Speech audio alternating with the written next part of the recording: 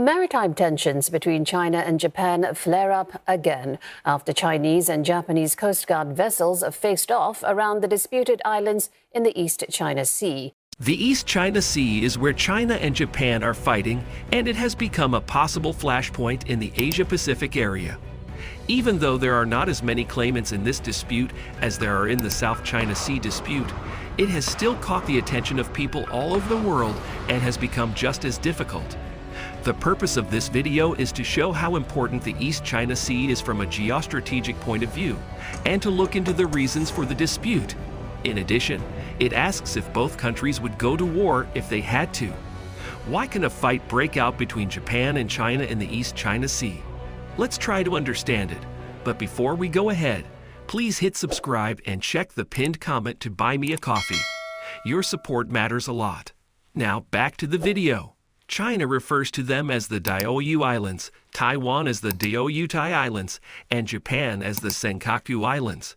This small group of uninhabited rocks has become a strategic flashpoint in the Indo-Pacific region. Japan has said it owns the islands since the end of the war between China and Japan in 1895. But Taiwan and China both say they are independent, so there has always been tension between the two. The dispute over the East China Sea has its roots in history when both China and Japan started to show their power in East Asia. People have different ideas about who owns the Diaoyu Islands, which are a group of small rocks and islets in the East China Sea. China claims that the islands have been in its possession since ancient times, but Japan says that they became officially part of Japan in the late 1800s, when the U.S. gave back control of Okinawa to Japan in 1972. The problem became more important in modern times. The islands are close to Okinawa, and both China and Taiwan have made claims, which has made historical problems worse. The island's strategic position, good fishing grounds, and possible underwater resources made the dispute even worse. Because the East China Sea is so strategically important, the geopolitical aspects of the conflict are important. Both China and Japan are very interested in the disputed islands because they are near important shipping lanes and at the intersection of major maritime paths. The country that claims these islands has strategic benefits in terms of having a naval presence, being able to control trade routes in the area, and having access to natural resources. The conflict has become even more complicated since China has become a major economic and military power around the world. Under the leadership of the Chinese Communist Party, the Chinese government has become more assertive in its foreign policy.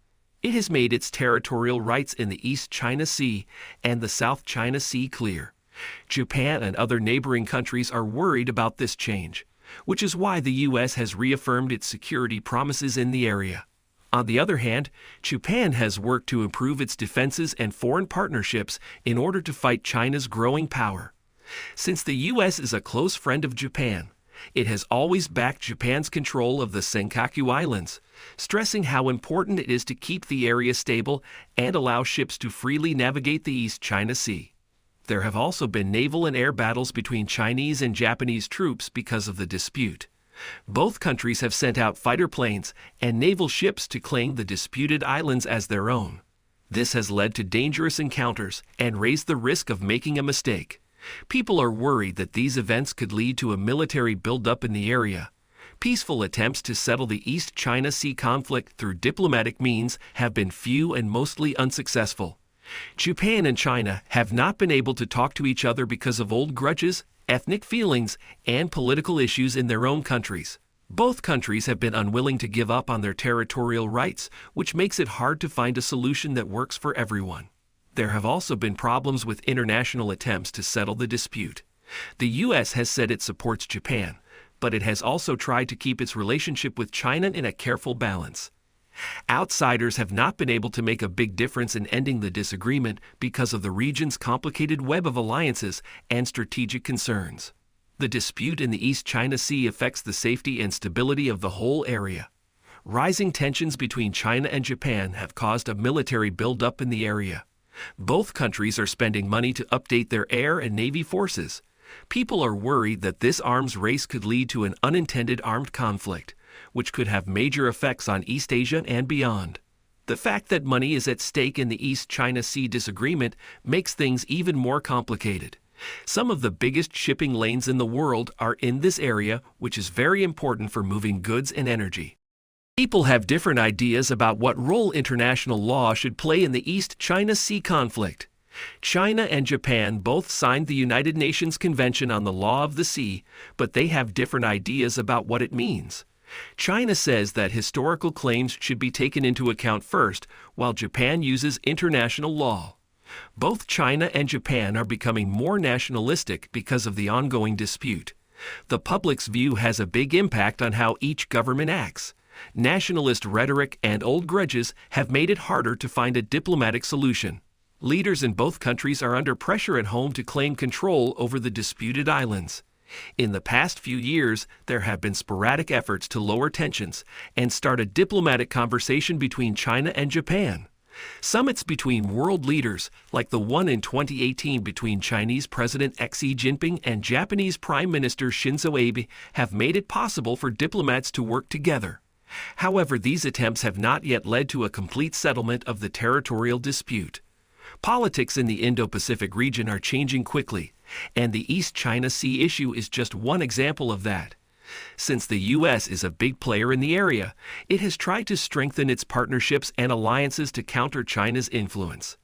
The United States, Japan, India, and Australia make up the Quad, a strategic forum that has become a way to support regional security and deal with problems that affect all four countries, such as maritime disputes. As the disagreement over the East China Sea continues, it is hard for the international community to keep the situation from turning into a full-on war while also balancing the needs of the main players. To end the long-lasting tensions in the East China Sea, it is important to use a multilateral method that includes regional powers, international organizations, and diplomatic efforts. Once Japan officially claimed the islands in the late 1800s after finding them in 1894 as terra nullius, or nobody's land, the area stayed under Japanese control. But after the Second World War, the U.S. took over and ruled them. The government stopped running the islands in 1972 when a Japanese businessman named Hiroyuki Kurihara bought them. The Japanese government had been renting 3 of the 5 disputed islets from the Kurihara family. This stopped in 2012 when the government bought the Senkaku Islands outright for $14 million. Japan's chief cabinet secretary said that the deal would keep the Senkaku's peace and stability. When China responded to the move, it did not do much to reassure the islands of either. There was no questioning of the island status between China and Taiwan until the 1970s. Many people thought this was because oil reserves were found nearby. Later in 1968, the UN did a survey that showed there might be oil in the East China Sea, especially around the Senkaku Islands. It said that the continental shelf between Taiwan and Japan could hold one of the world's largest oil and gas reservoirs, possibly even bigger than the Persian Gulf reservoirs. China's government confirmed the results the next year.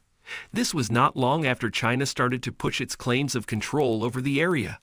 In 1971, China publicly claimed the Senkaku Islands, saying they had historical ties to the area, but they did not have much proof to back this up. Many scientists still do not believe the claims, mostly because there are not many records to back them up. Tensions between Japan and China, which had already not been getting along very well, rose again after Japan bought 3 of the contested islets in 2012. At first, China responded by holding small protests outside the Japanese embassy in Beijing. Later, they did more violent things to show their displeasure. The country started regularly entering the Japanese-controlled waters around the islands, which was against its own territory. In late 2013, it stated that it would set up the East China Sea Air Defense Identification Zone. Guard against potential air threats was the goal of the zone. It includes a large body of water that includes the disputed territories, which made things worse between the two countries. Since 1996, the U.S. government has only occasionally weighed in on the Senkaku Islands dispute. During a 4-day trip to Asia, Barack Obama, who was president at the time, made it clear that the U.S. would strongly oppose any move to threaten Japanese sovereignty. He said that the U.S. has a clear policy. The Senkaku Islands are governed by Japan and are therefore covered by Article 5 of the U.S.-Japan Treaty of Mutual Cooperation and Security. We also reject any efforts made by one country to weaken Japan's control over these islands. In response, China's foreign ministry said that the U.S. should stick to the facts, be responsible, and keep its promise not to take sides in territorial and sovereignty disputes. Thanks, and please check the pinned comment below to buy me a cup of coffee so I can continue providing you with more valuable content.